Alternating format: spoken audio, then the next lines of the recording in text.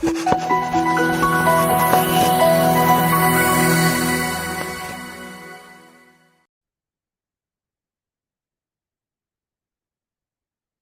All, നമസ്കാരം. എല്ലാവർക്കും UGC net എക്സാമിന്റെ കൊമേഴ്സ് ബാച്ചിലേക്ക് സ്വാഗതം. നമ്മൾ ഇന്ന് എടുക്കുന്നത് UGC നെറ്റ് കൊമേഴ്സിലെ ഇൻകം ടാക്സ് സബ്ജക്റ്റ് ആണ് ഇന്ന് എടുക്കുന്നത്. ഇൻകം ടാക്സിലെ ഇൻകം ഫ്രം ഹൗസ് പ്രോപ്പർട്ടി എന്ന് പറയുന്ന ഒരു ടോപ്പിക്കാണ് ഡിസ്കസ് ചെയ്യുന്നത്. നമുക്കറിയാം 5 ഹെഡ്സ് ഓഫ് ഇൻകം ഉണ്ടെന്നുള്ളത് അറിയാം. ആ 5 ഹെഡ്സ് ഓഫ് ഇൻകത്തിലെ സെക്കൻഡ് ഹെഡ് ആയിട്ടുള്ള ഇൻകം ഫ്രം ഹൗസ് പ്രോപ്പർട്ടി എന്ന് പറയുന്ന ഒരു ഏരിയ ആണ് ഇന്ന് നമ്മൾ ക്ലാസ്സിൽ ഡിസ്കസ് ചെയ്യുന്നത്. സോ നമ്മുടെ പ്രീവിയസ് ഇയറിൽ ചോദിച്ചൊരു ക്വസ്റ്റ്യനിൽ നിന്ന് നമുക്ക് തുടങ്ങാം. അതായത് നമ്മുടെ ഇൻകം ഫ്രം ഹൗസ് പ്രോപ്പർട്ടി എന്ന് പറയുന്ന ഏരിയ പ്രീവിയസ് ഇയറിൽ ചോദിച്ചൊരു ക്വസ്റ്റ്യൻ ആണ് ഈ കാണുന്നത്. In case of a letter property, if the actual rent received is higher than the fair rental value determined by the municipal authority, which amount is considered for tax calculation. അതായത് question ഇതാണ്. Let out property, നമ്മളൊരു വീട് വാടക കൊടുത്തു. The actual rent is received, ആ വീട് വാടക കൊടുത്ത് കിട്ടിയതിൽ നമുക്ക് ആക്ച്വലി കിട്ടിയ റെന്റ്, അതായത് യഥാർത്ഥ വാടക എന്ന് പറയുന്നത് when it is higher than the fair rental value, അതായത് ആ ആക്ച്വൽ റെന്റ് എന്ന് പറയുന്നത് ഫെയർ റെന്റൽ വാല്യൂവിനേക്കാളും ഹയർ ആണെങ്കിൽ which amount is considered four calculation, നമ്മൾ ഏത് വാല്യൂ ആണ് കൺസിഡർ ചെയ്യേണ്ടത് എന്നുള്ളതാണ് ക്വസ്റ്റ്യൻ ഇവിടെ ചോദിച്ചിരിക്കുന്നത്. So here actual rent received ആണോ, ഫെയർ റെന്റൽ വാല്യൂ ആണോ, higher of actual rent of fair rental value ആണോ, lower of actual rent of fair rental value എന്നുള്ളതാണ് ഓപ്ഷൻസ് കൊടുത്തിരിക്കുന്നത്.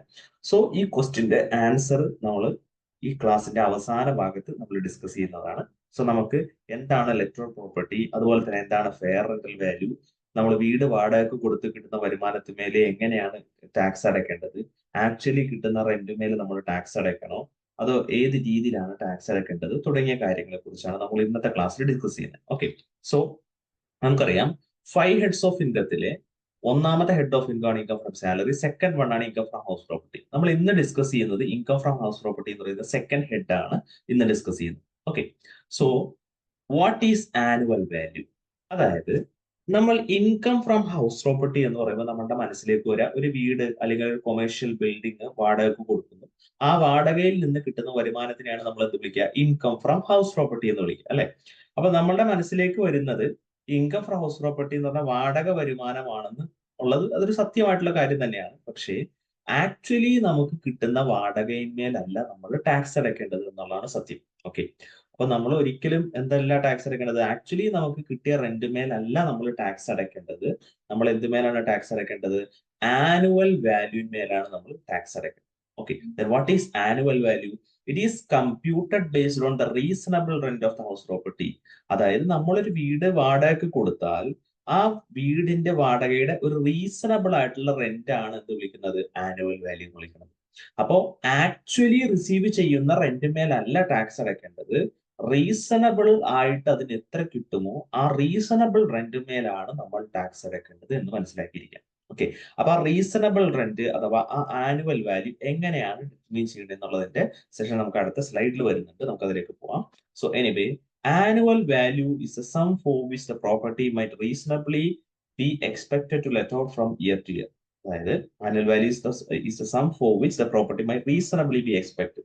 അതായത് ഒരു വർഷം നമ്മൾക്ക് എത്ര രൂപ റീസണബിൾ ആയിട്ട് കിട്ടും. ഒരു വീട് വാടകയ്ക്ക് കൊടുത്താൽ ഒരു വർഷം, ഒരു മാസം അല്ലാട്ടോ ഇവിടെ പറയുന്നത്, ഒരു വർഷം നമുക്ക് റീസണബിൾ ആയിട്ട് എത്ര എമൗണ്ട് കിട്ടുമോ അതിനെയാണ് ഇത് വിളിക്കുന്നത് ആനുവൽ വാല്യൂ എന്ന് വിളിക്കുന്നത്.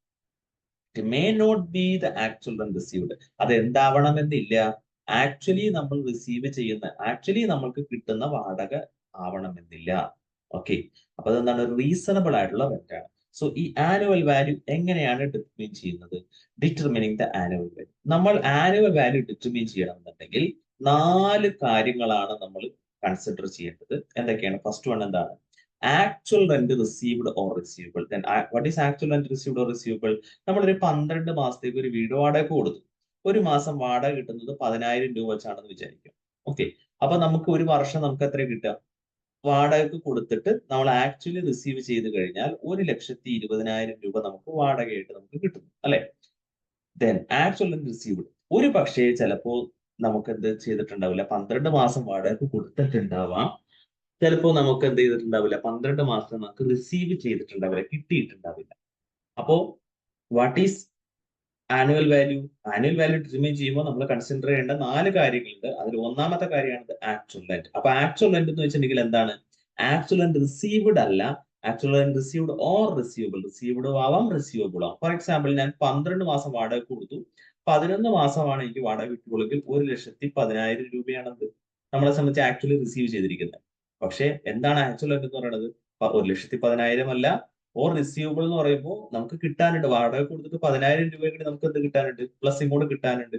അപ്പോ റിസീവ്ഡും റിസീവബിളും കൂടി ഉൾപ്പെടുന്നതാണ് ആക്ച്വൽ റെന്റ് എന്നുള്ളത് മനസ്സിലാക്കിയിരിക്കുക. Second one, municipal rental value. അതായത് നമ്മുടെ മുനിസിപ്പൽ അതോറിറ്റി ഉണ്ടല്ലോ, നമ്മുടെ പഞ്ചായത്ത് മുനിസിപ്പാലിറ്റി, ഇവര് ഫിക്സ് ചെയ്യുന്ന ഒരു വാല്യൂ ആണ് മുനിസിപ്പൽ റെന്റൽ വാല്യൂ എന്ന് പറയുന്ന ഒരു വാല്യൂ. ഓക്കെ, MRV എന്ന് വിളിക്കും. ഇതിനെ വിളിക്കുന്നതാണ് MRV. ഓക്കെ, അപ്പൊ മുനിസിപ്പൽ അതോറിറ്റി ഫിക്സ് ചെയ്യുന്ന വാല്യൂ ആണ് MRV. ദെൻ അടുത്തതാണ് തേർഡ് വൺ ആണ് fair rental value, that is FRV എന്ന് വിളിക്കും, ഫെയർ റെന്റൽ വാല്യൂ. അതുപോലെ തന്നെ വരുന്നതാണ് നാലാമത്തെ ആയിട്ടാണ് standard rental value, that is SRV. Okay, അപ്പോ ആക്ച്വൽ റെന്റ് എന്താണെന്നുള്ളത് നമ്മൾ പറഞ്ഞു. Municipal rent municipal authority fix ചെയ്യുന്ന ഒരു വാല്യൂ ആണെന്ന് പറഞ്ഞു. ഇനി നമുക്ക് പഠിക്കേണ്ടത് എന്താണ് ഫെയർ റെന്റൽ വാല്യൂ, എന്താണ് സ്റ്റാൻഡേർഡ് റെന്റൽ വാല്യൂ എന്നുള്ളതാണ്. ഓക്കെ, ഫെയർ റെന്റൽ വാല്യൂ അഥവാ FRV എന്ന് വെച്ചിട്ടുണ്ടെങ്കിൽ the rent which a similar property with a similar feature in the same or similar area would fetch in the fair rental value is a fair rental value. അതായത് ഞാൻ ഒരു വീട് എന്ത് ചെയ്തു, വാടകയ്ക്ക് കൊടുക്കുകയാണ്. അതൊരു 2BHK അപ്പാർട്ട്മെന്റ് ആണെന്ന് വിചാരിച്ചു. ഞാനതൊരു 6,000 രൂപക്കാണ് വാടകയ്ക്ക് കൊടുക്കുന്നത്. എന്നാൽ ഞാൻ വാടകയ്ക്ക് കൊടുക്കുന്ന വീട് എന്ന് പറയുന്ന സംഭവം എന്ന് വെച്ചിട്ടുണ്ടെങ്കിൽ അതൊരു 650 സ്ക്വയർ ഫീറ്റ് ഉള്ള ഒരു 2BHK അപ്പാർട്ട്മെന്റ് ആണെന്ന് വിചാരിച്ചു. പക്ഷെ എന്റെ നാട്ടിൽ 2BHK അപ്പാർട്ട്മെന്റ് ആയിട്ടുള്ള 650 സ്ക്വയർ ഫീറ്റ് തന്നെയുള്ള അനേകം അപ്പാർട്ട്മെന്റുകൾ വേറെ ആളുകൾ റെന്റിന് കൊടുക്കുന്നുണ്ട്. സോ ആ വാല്യൂ എന്ന് പറയുന്നത് ചിലപ്പോൾ എത്രയായിരിക്കാം? 8,000 ആയിരിക്കാം. ഞാൻ എന്ത് കൊടുക്കുന്നത്? 6,000 കൊടുക്കുന്നു. ഓക്കെ, അപ്പോ ഞാൻ ആക്ച്വലി കൊടുക്കുന്ന എത്ര രൂപ? 6,000 ആണ്. പക്ഷേ യഥാർത്ഥത്തിൽ ആ വീടിന്റെ ഫെയർ റെന്റൽ വാല്യൂ എത്രയാണ്? ആ വീട്ടിൽ നാട്ടിൽ എല്ലാവരും കൊടുക്കുന്ന 8,000 ആണ്. സോ എന്റെ ഫെയർ റെന്റൽ വാല്യൂ എന്ന് പറഞ്ഞാൽ എത്രയാണ്? 8,000 ആണ്. ഓക്കെ, അപ്പൊ നമ്മൾ ആക്ച്വലി എത്ര കൊടുക്കുന്നു എന്നുള്ളതിലല്ല അർത്ഥം, അതിനൊരു ഫെയർ റെന്റൽ വാല്യൂ ഉണ്ടാവും. ആ ഫെയർ റെന്റൽ വാല്യൂ നമ്മൾ എന്ത് ചെയ്യണം? പരിഗണിക്കണം. ഓക്കെ, ക്ലിയർ ആയെന്ന് വിശ്വസിക്കുന്നു. അടുത്താണ് സ്റ്റാൻഡേർഡ് റെന്റ് അഥവാ SRV എന്ന് വിളിക്കും. അതായത് നമ്മുടെ നാട്ടില് റെന്റ് കൺട്രോൾ ആക്ട് എന്ന് പറയുന്ന ഒരു ആക്ട് ഉണ്ട്. ഈ ആക്ട് പ്രകാരം ഇത്ര രൂപ വാടകയുടെ മേളിൽ മേടിക്കാൻ പാടില്ല എന്ന് പറയുന്നുണ്ട്. ഓക്കെ, അപ്പോൾ ഫോർ എക്സാമ്പിൾ ഇപ്പോൾ സ്റ്റാൻഡേർഡ് റെന്റൽ വാല്യൂ ആയിട്ട് ഇപ്പോൾ ഗവൺമെന്റ് പറയാ 10,000 രൂപക്ക് മേളിൽ ഇത്ര 650 സ്ക്വയർ ഫീറ്റ് മുറിയുള്ള ഇന്ന സൗകര്യങ്ങളുള്ള വീടിന് 10,000 രൂപയാണ് മാക്സിമം വാടക മേടിക്കാവുള്ളൂ എന്നായിരിക്കും SRV പറയാം. Okay, that is called SRV. ഇതിനാണ് SRV അഥവാ സ്റ്റാൻഡേർഡ് റെന്റൽ വാല്യൂ എന്ന് പറയുന്നത്. ഓക്കെ, അപ്പൊ നമ്മളുടെ ആനുവൽ വാല്യൂ ഡിറ്റർമൈൻ ചെയ്യുമ്പോൾ എന്തൊക്കെ പരിഗണിക്കണം? Municipal rental value, actual rent, fair rental value, standard rent. Actual rent എന്ന് വെച്ചാൽ യഥാർത്ഥത്തിൽ വാടക കൊടുക്കുന്നത്. മുനിസിപ്പൽ റെന്റൽ വാല്യൂ എന്ന് വെച്ചാൽ മുനിസിപ്പൽ അതോറിറ്റി ഫിക്സ് ചെയ്തൊരു വാല്യൂ. പിന്നെ എന്താണ് FRV എന്ന് വെച്ചിട്ടുണ്ടെങ്കിൽ നാട്ടിലുള്ള ഒരു വാല്യൂ ആണ് ഫെയർ റെന്റൽ വാല്യൂ. അടുത്താണ് എന്ത്? സ്റ്റാൻഡേർഡ് റെന്റ് എന്ന് വെച്ചിട്ടുണ്ടെങ്കിൽ റെന്റ് കൺട്രോൾ ആക്ട് പ്രകാരം ഫിക്സ് ചെയ്തൊരു വാല്യൂ ആണ് സ്റ്റാൻഡേർഡ് റെന്റ്. സോ ഇതെല്ലാം കമ്പയർ ചെയ്തിട്ടാണ് നമ്മൾ എന്ത് ഡിറ്റർമിൻ ചെയ്യുന്നത്? ആനുവൽ വാല്യൂ ഡിറ്റർമിൻ ചെയ്യുന്നത്. സോ ഇവിടെ നമുക്ക് നോക്കാം determination of annual value. Annual value നമ്മൾ എങ്ങനെയാണ് ഡിറ്റർമിൻ ചെയ്യുന്നത്? അതിന്റെ സ്റ്റെപ്സ് ആണ് നമ്മൾ കൊടുത്തിരിക്കുന്നത്. സോ കമ്പയർ MRV വിത്ത് FRV. ആദ്യം എന്ത് ചെയ്യണം? Municipal rental value fair rental value തമ്മിൽ കമ്പയർ ചെയ്യണം. ഓക്കെ, അപ്പോ മുനിസിപ്പൽ റെന്റൽ വാല്യൂ എന്ന് പറയുന്ന ഒരു value, for example municipal rental value fix ചെയ്തിരിക്കുന്നത് 7,000 ആണെന്ന് വിചാരിച്ചു. ഒരു മാസത്തേക്ക് മുനിസിപ്പൽ റെന്റൽ വാല്യൂ ഫിക്സ് ചെയ്തിരിക്കുന്നത് 7,000 ആണ്. ഓക്കെ, ദെൻ അടുത്താണ് FRV. FRV എന്ന് വെച്ചാൽ എന്താണ്? നാട്ടില് ഈ 650 സ്ക്വയർ ഫീറ്റ്, ഇപ്പൊ എന്റെ വീട് എന്ന് വെച്ചാൽ 650 സ്ക്വയർ ഫീറ്റ് ആണ് വാടക കൊടുത്തിരിക്കുന്നത്. ആ 650 സ്ക്വയർ ഫീറ്റ് നാട്ടിൽ ബാക്കിയുള്ള ആളുകൾ എത്ര രൂപക്കാണ് കൊടുത്തിരിക്കുന്നത്? അതിനാണ് ഫെയർ റെന്റൽ വാല്യൂ എന്ന് വിളിക്കുന്നത്. അത് എത്രയാണ്? നമ്മൾ പറഞ്ഞത് എത്രയാണ്? 8,000. ആളുകൾ കൊടുക്കുന്നത് 8,000 രൂപക്കാണ്. അപ്പൊ ഞാൻ എന്ത് ചെയ്യണം? ഈ മുനിസിപ്പൽ റെന്റൽ വാല്യൂ ആ ഫെയർ റെന്റൽ വാല്യൂ തമ്മിൽ കമ്പയർ ചെയ്യണം. കമ്പയർ ചെയ്തിട്ട് ഞാൻ എന്ത് ചെയ്യണം? ഹയസ്റ്റ് വാല്യൂ എടുക്കണം. സോ ഇതിൽ ഏതാ ഹയസ്റ്റ് വാല്യൂ? 7,000 8,000 നോക്കുമ്പോൾ എത്രയാണ് ഹയസ്റ്റ് വാല്യൂ? 8,000 ആണ് ഹയസ്റ്റ് ആയിട്ടുള്ള വാല്യൂ. ഓക്കെ, അതെടുത്തു. ഇനി എന്താ ചെയ്യേണ്ടത്? Compare that highest value with SRV. എന്താണ്? Standard rental value. Standard rental value എന്ന് വെച്ചാൽ എന്താണ്? റെന്റ് കൺട്രോൾ ആക്ട് പ്രകാരം ഫിക്സ് ചെയ്തിരിക്കുന്ന ഒരു വാല്യൂ ആണ് അല്ലെ? അപ്പൊ റെന്റ് കൺട്രോൾ ആക്ട് പ്രകാരം ഫിക്സ് ചെയ്തിരിക്കുന്ന വാല്യൂ എത്രയാണ്? 10,000 രൂപയാണ്. അപ്പൊ ആ 10,000 രൂപയാണെന്ന് വിചാരിച്ചു 650 സ്ക്വയർ ഫീറ്റിന് റെന്റ് കൺട്രോൾ ആക്ട് പ്രകാരം ഫിക്സ് ചെയ്തിരിക്കുന്ന വാല്യൂ. ആ 10,000വും ഈ 8,000 തമ്മിൽ ഞാൻ കമ്പയർ ചെയ്യണം. എന്നിട്ട് ഏത് വാല്യൂ എടുക്കണം? ലോവസ്റ്റ് വാല്യൂ എടുക്കണം. സോ കമ്പയർ ഹയസ്റ്റ് വാല്യൂ വിത്ത് SRV. കമ്പയർ ചെയ്യുക, ലോവസ്റ്റ് വാല്യൂ എടുക്കുക. സോ ലോവസ്റ്റ് ഏതാണ്? 8,000ഉം 10,000ഉം തമ്മിൽ കമ്പയർ ചെയ്യുമ്പോൾ ലോവസ്റ്റ് വാല്യൂ എത്രയാണ്? 8,000 ആണ്. സോ ഈ വാല്യൂവിനെ വിളിക്കുന്ന പേരാണ് ERV, that is called expected rental value എന്നാണ് വിളിക്കുന്നത്. Okay, expected rental value. Okay, അപ്പൊ ERV വരെ കിട്ടി. ഇനി എന്താ ചെയ്യാം? Compare ERV with actual rent. Actual റെന്റും ERVയും തമ്മിൽ കമ്പയർ ചെയ്യണം. ഓക്കെ, അപ്പൊ ഫോർ എക്സാമ്പിൾ എന്റെ ERV എത്രയാണ് വന്നത്? 8,000 റുപ്പീസ് ആണ് ERV ആണ്, എക്സ്പെക്ടഡ് റെന്റൽ വാല്യൂ. അതും പിന്നെ എന്ത് തമ്മിൽ കമ്പയർ ചെയ്യണം? ആക്ച്വൽ റെന്റും തമ്മിൽ കമ്പയർ ചെയ്യണം. ഓക്കെ, അപ്പൊ ആക്ച്വലി ഞാൻ എത്ര രൂപക്ക് വാടക കൊടുക്കുന്നത്? 6,000 രൂപക്കാണ് ഞാൻ വാടക കൊടുക്കുന്നത്. ഓക്കെ, അപ്പോൾ ഞാൻ എന്താ ചെയ്യുക? ആക്ച്വൽ റെന്റ് ഈ ERVയും തമ്മിൽ കമ്പയർ ചെയ്യുക, 6,000 തമ്മിൽ കമ്പയർ ചെയ്യുക. എന്നിട്ട് ഏത് വാല്യൂ എടുക്കണം? ആ 8,000ഉം 6,000ഉം തമ്മിൽ കമ്പയർ ചെയ്തിട്ട് ഹയസ്റ്റ് വാല്യൂ എടുക്കണം. സോ ഇതിൽ ഏതാ ഹയസ്റ്റ് വാല്യൂ? 8,000 6,000 ചെയ്യുമ്പോൾ 8,000 ആണ് ഹയസ്റ്റ് വാല്യൂ. ഓക്കെ, സോ ഇവിടെ ഞാൻ എന്ത് ചെയ്യുന്നു? 8,000 ആ ഹയസ്റ്റ് വാല്യൂ ആയിട്ട് എടുക്കുന്നു. ഇതിനെയാണ് എന്ത് വിളിക്കുന്നത്? Annual rental value. ഇത് ആനുവൽ വാല്യൂ അല്ല, ആനുവൽ റെന്റൽ വാല്യൂ ആണ്. പക്ഷെ ഇവിടെ ശ്രദ്ധിക്കേണ്ട മറ്റൊരു കാര്യമുണ്ട്. നമ്മളുടെ ഈ ആക്ച്വൽ റെന്റ് ഉണ്ടല്ലോ, ആ ആക്ച്വൽ റെന്റ് 6,000ഉം ഈ 8,000ഉം തമ്മിൽ കമ്പയർ ചെയ്യുന്ന സമയത്ത്, ഇത് രണ്ടും തമ്മിൽ കമ്പയർ ചെയ്യുന്ന സമയത്ത് നമുക്ക് എന്ത് ചെയ്യാം? Can deduct unrealised rent from actual rent. നമുക്ക് എന്ത് ചെയ്യാം? ഈ 6,000ൽ നിന്ന് അൺറിയലൈസ്ഡ് റെന്റ് ഉണ്ടെങ്കിൽ നമുക്ക് മൈനസ് ചെയ്യാം. ഓക്കെ, എന്താണ് അൺറിയലൈസ്ഡ് റെന്റ്? നമ്മൾ വാടകയ്ക്ക് കൊടുത്തു, പക്ഷേ ആ വാടകക്കാരെ നമുക്ക് എന്ത് ചെയ്തില്ല? പൈസ തന്നില്ല. ഓക്കെ, പക്ഷെ വേറെ കാര്യമുണ്ട്. ആ പൈസ നമ്മളുടെ ആക്ച്വൽ റെന്റിൽ നിന്ന് മൈനസ് ചെയ്യണമെന്നുണ്ടെങ്കിൽ, ഇതുപോലെ ഇത് കാൽക്കുലേറ്റ് ചെയ്യുന്ന സമയത്ത് ഡിഡക്ട് ചെയ്യണമെന്നുണ്ടെങ്കിൽ ആ വാടകക്കാരനെ നമ്മളുടെ വീട്ടിൽ നിന്ന് ഒഴിവാക്കിയിരിക്കണം. മാത്രമല്ല, ആ വാടകക്കാരനെ നമ്മളുടെ വാടക വീട്ടിൽ നിന്ന് ഒഴിവാക്കിയിട്ട് നമ്മളുടെ വേറൊരു വാടക വീട്ടിൽ താമസിപ്പിക്കാൻ പാടില്ല. മാത്രവുമല്ല, അങ്ങനെ വാടകയ്ക്ക് കൊടുത്തതിന് ശേഷം ആ വാടക അദ്ദേഹത്തിന് മാറ്റിയതിന് ശേഷം അദ്ദേഹത്തിനെതിരെ നിയമ നടപടി നമ്മൾ എടുത്തിട്ടുണ്ടായിരിക്കണം, ആ പൈസ തിരിച്ചു കിട്ടാൻ വേണ്ടിയിട്ട്. ഇങ്ങനെയൊക്കെ ചെയ്താലാണ് അതിനെ എന്തായിട്ട് പരിഗണിക്കാൻ പറ്റുള്ളൂ? അൺറിയലൈസ്ഡ് റെന്റ് ആയിട്ട് പരിഗണിക്കാൻ പറ്റുള്ളൂ. സോ അങ്ങനെ ഒരു അൺറിയലൈസ്ഡ് റെന്റ് ഉണ്ടെങ്കിൽ നമുക്ക് എന്ത് ചെയ്യാം? ഈ 6,000ൽ നിന്ന് നമുക്ക് മൈനസ് ചെയ്യാം. ഫോർ എക്സാമ്പിൾ ഒരു അൺറിയലൈസ്ഡ് റെന്റ് ഉണ്ടെന്ന് വിചാരിച്ചു, ഒരു 1,000 ഉണ്ടെന്ന് വിചാരിച്ചു. ആ 1,000 നമുക്ക് മൈനസ് ചെയ്യാം. അപ്പോൾ 6,000ൽ നിന്ന് 1,000 മൈനസ് ചെയ്ത് എത്രയാണ്? 5,000 ആയി. ഓക്കെ, 5,000. അപ്പൊ ഇനി എന്താ ചെയ്യാം? 8,000ഉം 5,000ഉം തമ്മിൽ കമ്പയർ ചെയ്യണം. അപ്പോഴും ഹയസ്റ്റ് വാല്യൂ ഏതാ? 8,000. അങ്ങനെയാണ് നമ്മൾ കമ്പയർ ചെയ്യേണ്ടത്. ഇത് തമ്മിൽ കമ്പയർ ചെയ്യുക. ERV ആക്ച്വൽ റെന്റും തമ്മിൽ കമ്പയർ ചെയ്യാം. പക്ഷെ ആക്ച്വൽ റെന്റിൽ നിന്ന് എന്ത് മൈനസ് ചെയ്യാം? അൺറിയലൈസ്ഡ് റെന്റ് മൈനസ് ചെയ്യാം. ഓക്കെ, അത് മൈനസ് ചെയ്തു. സോ ഹയസ്റ്റ് വാല്യൂ ഏതാ വന്നത്? 8,000 ആണ്. ഓക്കെ, ഇനി എന്ത് മൈനസ് ചെയ്യാം? Less loss due to vacancy. നമ്മൾ വാടകയ്ക്ക് കൊടുത്തിട്ട് വേക്കൻസി പീരീഡിൽ ലോസ് ഉണ്ട്. അതായത് 12 മാസം വാടക കൊടുത്തു. 12 മാസം വാടക കൊടുത്തപ്പോൾ നമ്മളെ സംബന്ധിച്ച് എന്ത് വന്നു? 11 മാസമേ വാടകയ്ക്ക് കൊടുക്കാൻ പറ്റുള്ളൂ. ഒരു മാസം വേക്കന്റ് ആയിട്ട് കിടന്നു. അങ്ങനെയാണെങ്കിൽ ആ വേക്കൻസി പീരീഡിൽ വന്ന ആ 1 മന്ത് ലോസ് നമുക്ക് എന്ത് ചെയ്യാം? മൈനസ് ചെയ്യാം. സോ ആ 8,000ൽ നിന്ന് നമുക്ക് എന്ത് ചെയ്യാം? വേക്കൻസി പീരീഡിലെ ലോസ് വേണമെങ്കിൽ നമുക്ക് മൈനസ് ചെയ്യാം. അത് മൈനസ് ചെയ്യുമ്പോൾ നമുക്ക് കിട്ടുന്ന വാല്യൂ ആണ് gross annual value, that is GAV എന്ന് വിളിക്കും. അതിൽ നമുക്ക് എന്ത് മൈനസ് ചെയ്യാം? Less municipal tax paid by the owner. പ്രത്യേകം ശ്രദ്ധിക്കുക, ആ ബിൽഡിങ്ങിന്റെ ഓണർ നമ്മൾ മുനിസിപ്പൽ ടാക്സ് അടച്ചിട്ടുണ്ടെങ്കിൽ മാത്രമേ നമുക്ക് GAV ന്ന് മൈനസ് ചെയ്യാൻ പറ്റുള്ളൂ. സോ ഇതിനെയാണ് എന്ത് വിളിക്കുന്നത്? നെറ്റ് ആനുവൽ വാല്യൂ എന്ന് വിളിക്കുന്നത്. ഓക്കെ, സോ ഇങ്ങനെയാണ് ആനുവൽ വാല്യൂ ഡിറ്റർമിൻ ചെയ്യേണ്ടത്. അപ്പൊ ഒരിക്കലും ആക്ച്വൽ റെന്റ് മേലല്ല ടാക്സ് അടയ്ക്കേണ്ടത്, ആനുവൽ റെന്റ് ആനുവൽ വാല്യൂ മേലാണ് ടാക്സ് അടയ്ക്കേണ്ടത് എന്നുള്ള കാര്യം മനസ്സിലായി. ഓക്കെ, ഇനി നേരെ ഈ ആനുവൽ വാല്യൂ മേലെ ഡയറക്റ്റ്ലി നമുക്ക് ടാക്സ് അടയ്ക്കേണ്ട കാര്യമില്ല. നമുക്ക് ഇതിൽ സ്റ്റാൻഡേർഡ് ഡിഡക്ഷൻ കിട്ടും. അതുപോലെ തന്നെ മറ്റേ പ്രീ കൺസ്ട്രക്ഷൻ പീരീഡിലെ ഇൻട്രസ്റ്റ്, അതുപോലെ തന്നെ കൺസ്ട്രക്ഷൻ പീരീഡിലെ ഇൻട്രസ്റ്റ്, കറന്റ് ഇയർ ഇൻട്രസ്റ്റ്, ഇതൊക്കെ നമുക്ക് മൈനസ് ചെയ്യാൻ പറ്റും. സോ അതിനെ പറ്റിയുള്ള ഡീറ്റെയിൽ ക്ലാസ് വരുന്ന ക്ലാസ്സിൽ വരുന്നുണ്ട്. സോ വെയിറ്റ് ചെയ്തിരിക്കുക. സോ ഇങ്ങനെയാണ് എന്ത് ചെയ്യുന്നത്? നെറ്റ് ആനുവൽ വാല്യൂ ഡിറ്റർമിൻ ചെയ്യുന്നത്.